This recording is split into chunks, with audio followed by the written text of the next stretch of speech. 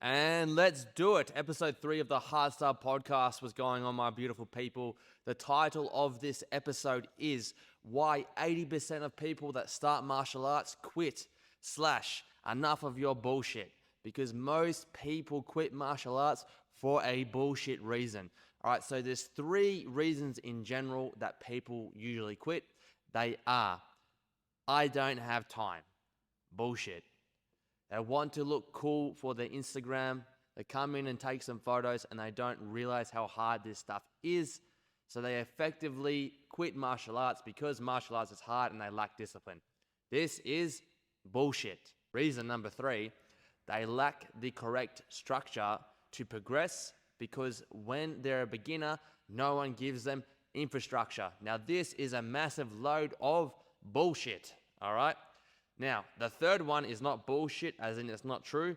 It is completely true. And unfortunately, there is an epidemic of shit instructors in the martial arts community or in the world that don't actually know how to teach, all right? That don't give you the building blocks of how to become a legit martial artist. If you don't believe what's just come out of my mouth, go through your Instagram feed, just scroll through for the next 15 minutes. If your algorithm is set to MMA or martial arts, you'll see exactly what I'm talking about pretty quickly. All right, now let's move on with things. All right, reason number 1 of why people quit. I don't have time. All right, this is something that's usually to the guys that are a bit younger, but I also cop this from the guys that are a bit older as well, unfortunately.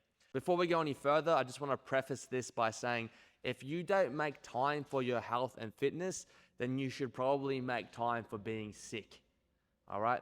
Because your fitness is what kind of has most of the dictatorship, if you will, or control over your age-related decline, all right? So if you want to be able to wipe your own ass when you're 80 and you want to be able to get yourself off and up, off and on the toilet, I should say, then you got to exercise, bro. You got to exercise. And martial arts is a full body workout, and it's the vehicle that a lot of people and the majority of my audience choose to use to keep in shape, all right? So it's their fitness vehicle, all right? You don't have to want to be a pro fighter to want to learn mixed martial arts. Being a pro fighter is a very small area of martial arts. There are so many other areas of martial arts that you can use and incorporate if you don't want to be a pro fighter that can benefit your health physically and mentally and benefit your life and general well-being. All right. Oh, sorry, I got a bit sidetracked there. Anyway, so the I don't have time objection is bullshit. Myself, I'm in the gym 12 hours a day. 8 to 9 hours a day of that, I'm working on my own business and I'm seeing my clients. 2 to 3 hours a day of that. Sometimes 4 hours a day of that even. I'm doing my own training, right? I'm married, I have a family, alhamdulillah, right? So if I can make time for it, you can make time for it. It's bullshit, mate, all right? And a lot of you too, this is directed more to the young guys. A lot of you Gen Z, like babies, there's no other way to use it. You're like young adult babies that are living at home with your mums. You're still at uni. Maybe you got a part-time job and you can't make time for your training. It is the biggest load of bullshit I've heard lately. Let's move on to number 2. People want to look cool for their Instagram. All right, now this is more the younger guys again, okay, a bit more of a Gen Z thing. But even a few millennial guys, I've seen people come in, they sign up for that free trial thing at their local gym. They put on a pair of shin guards and a pair of boxing gloves. They come with a mate, and they take it in turns taking photos for Instagram. And you know what they look like in their photos? Hey, I just got to put the mic down so I can show you.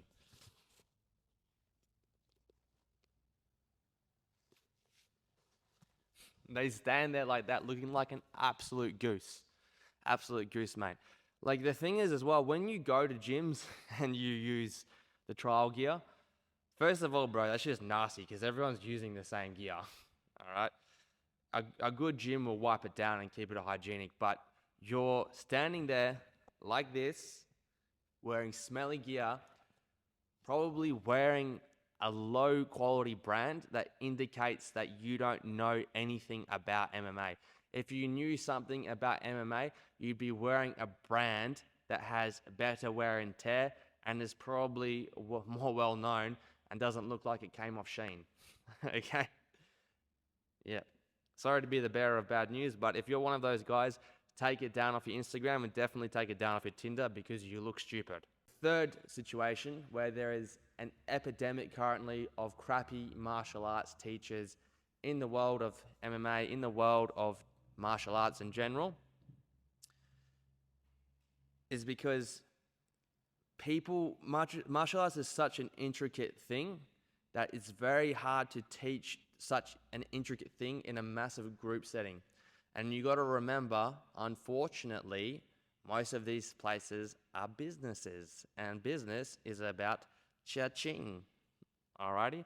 So if you've got, it just can't be helped. If you've got 30 people in a class and you've got one teacher, so you got 30 students, you got one teacher, how is that teacher meant to go around to those 30 students and correct every single little problem, every intricate detail of that student? It's just not possible, because how long do classes go for? An hour? Maybe 2 hours? How are you supposed to fix everyone's problems in 2 hours? You simply cannot do it. It's not possible. Let me make it clearer for you. Let's say I'm teaching you a kick and I've got 10 people instead of how I like to teach, one-on-one only, hardstyle personal training. I can teach you 4 components of that technique, if there's 4 out of 4, in that 1 hour, if I'm with you one-on-one. Then we can also probably work on a whole heap of other stuff in that hour too, related to that technique, that's going to elevate your game. So you can use that technique live, in sparring, or in competition.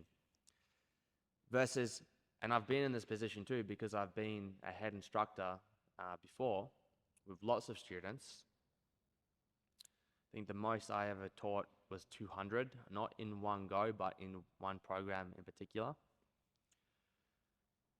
I can maybe teach the class 2 out of 4 components, right? So I can make sure everyone in that class understands 2 key points out of 4 key points of that technique in that 1 hour time, which is pretty good, All right, so if you've got any teacher that can teach you that, you get about 50% of the technique. You feel like you understand it in that 1 hour in a group class. That's good. That teacher's good, doing an excellent job. Where the trouble is with group classes, because it's so intricate, and most teachers kind of work in a routine or in a curriculum, for lack of a better expression, you've got to wait until the curriculum goes all the way back around again to when that particular technique, so you can get the other 2 out of 4, right? So you got 2 components, you got to wait for it to go all the way around again, so you get the other 2, so you get the full 4. So basically what this creates, and why 80% of people quit overall across all age groups, is it creates frustration, because the students that are quitting, they're quitting because they're not seeing results. So they're not seeing results because there is a lack of infrastructure put in place from day one. And that infrastructure simply is, they don't understand every individual intricacy of each fundamental martial arts technique of their chosen discipline to study. That's basically all it is, because you got to see this as building a house. When you learn a martial art, it's like you're building a house, because what happens with the fundamentals affects with the advanced. All right, so I didn't finish school, I'm going to be honest with you. So if I get this next mathematical equation wrong, I apologize in advance. But if you know x and y equals z, then you know why x squared times y equals q. Right? You get my drift? I don't even know if that makes sense in algebra, but anyway, right? You get my drift. So you know, I'll give you an easy example. Okay, if I stand up right now and I want to move forward, right? I move my front foot first. 1, 2. I took 2 steps. If I want to move backwards, I'd move my back foot first. 1, 2. I take 2 steps. If I want to move to my left, 1, 2. If I want to move to my right, 1, 2. Right, so let's build on that. That's the basic footwork. You now have lateral movement. If I want to throw a punch moving forward, let's say if it's cross, step forward, 1, 2, cross. If I want to throw that cross moving back, I use that footwork. How can I throw the cross moving back? Oh, I need to move my back foot first. 1, 2, punch on the second step, all right? So that's basically what I mean by X, Y, Z equals, X plus Y equals Z. And then once you understand that, you have the formula. So you know that X squared times Y equals Z plus Q, or whatever the hell it was I said before. All right? So just to give myself a quick plug, I actually have a private school group where we go over these things, okay? The name of my group is called Hardstyle MMA and Fitness, where I've done my best so far to break down the fundamentals of mixed martial arts and what I think you kind of need to know straight off the bat, and things that are easy to learn by yourself without a teacher present with you. And you really just need a friend or perhaps a training partner. All of the striking stuff in there you can just learn on a bag. All right, you don't need much equipment. So if you do want to access that, it's completely free for the time being while I'm building the community. I'm going to put a link down in the description of this video. Moving back to the lack of structure, okay? So here's the thing. When you progress in martial arts, most people don't actually understand what the progression looks like. The progression, it goes like this. It's like really slow. It's like, it doesn't really move. And then bang, just explodes. And then it goes like this again. Slow, bang, and then it just takes off again, right? Now, in terms of the slowness, I've had times in my own journey where I've been training, and I was like, I'm training every day. I'm not seeing any results. I was doing the same discipline every day, 2.5 years, back to back, 3 hours a day. And then out of nowhere, it just clicked and goes off again. All right. But even for me, there's been times of frustration where it's moving so slow, I couldn't tell that the progress needle was moving. And then out of nowhere, boom, it just clicks.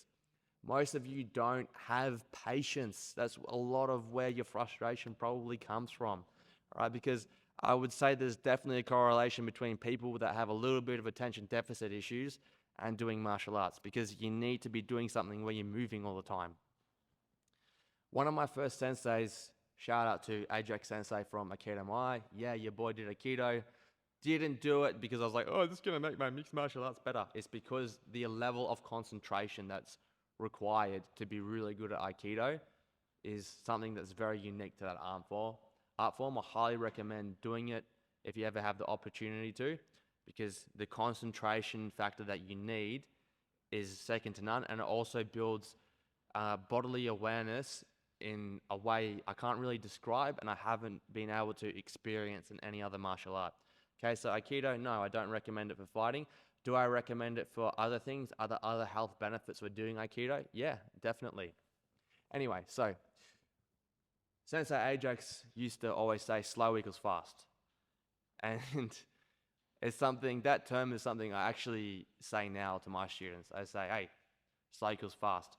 Because if you go really slow and you do that technique that you're learning slowly and it's correct, eventually you're going to be able to do that technique at full speed correct. But if you rush what you're trying to learn, then you don't give your body the opportunity to generate mind-muscle connection or develop any cellular memory. So you're basically just doing something wrong 100 times instead of doing something slow and right 100 times, which means that you're wasting time overall by doing it too fast. Whereas if you had have just started off with patience and doing it slow, you would have got to learn the technique faster anyway, all right? So it's about patience, taking your time. Not every training session has to be an intense cardiovascular workout. You don't have to feel like you're dying every time you go to Muay Thai training because you're doing your pad work so hard. Yeah, focus on rhythm, focus on timing, focus on feeling what your body's doing. When it comes to feeling what your body's doing, you have to develop this by copying others. Okay, so let me just tell a quick story.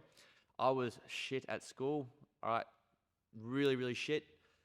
Left early, did a TAFE program, all that sort of stuff, right? I was absolutely terrible at school, right? But the one thing I was really good at school, I was better at anyone else, I was better at all of my peers at, was copying.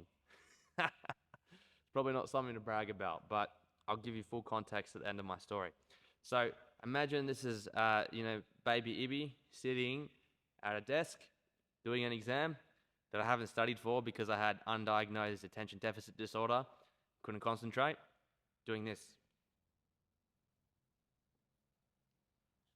Yeah, was kicked out of multiple exams for doing this because there's a desk next to me with another student.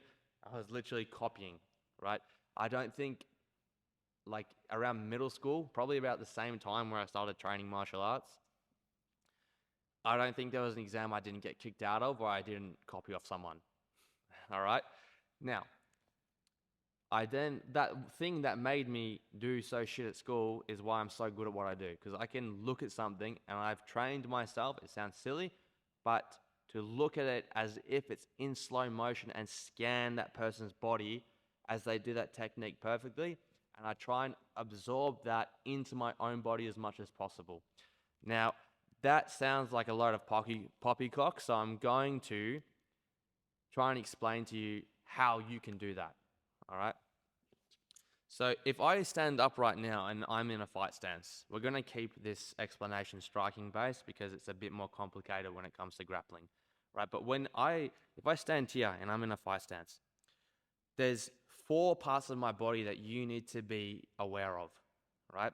So you've got my legs and my feet. That's 2.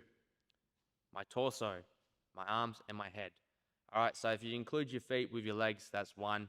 All right, so we'll say it's 5, all right? I'll make it a bit more distinct for you guys. We'll say it's 5. For me, I usually look at 4 things, but you guys don't have as much practice, so we'll make it 5, all right? You need to look at, during a technique that's got striking in it, you need to look at the feet, the legs, the torso, and the arms. You need to look at where they're moving, okay? Once you get good at looking at where everything moves to when that technique is being executed, you'll be able to copy it and implement it, right? So once you've got your mobility down to a certain level, so I mean you can do the splits halfway, you can touch your toes, you can hold a lunge stretch, that's this one, a lunge without dying. That's basic flexibility that you need for striking. If you can do all of that, then there's no reason for you to not be able to, like, copy what's in front of you,